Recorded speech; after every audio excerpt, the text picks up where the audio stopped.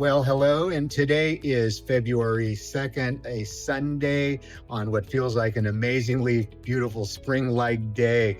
Enjoying this here in Justin. Just wanted to show what got done this week and got quite a bit done. So a lot of the finishing type of things like the electrical plugs out here. This is the porch where we're at right now. There's the doorbell. All the brickwork now is done. So we'll look at what they accomplished this week. Let's take a look. We were so very pleased with the way the stonework and brickwork turned out. The front was outstanding. We went solid brick all the way around the house.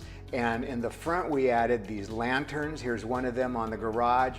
Also another lantern, and then some uplights to look great at night. The air conditioner was put in this week.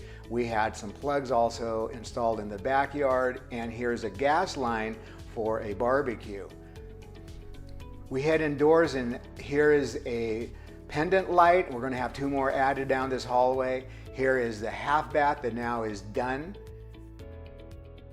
The fixtures were put in everywhere, and we went with the darker color fixtures.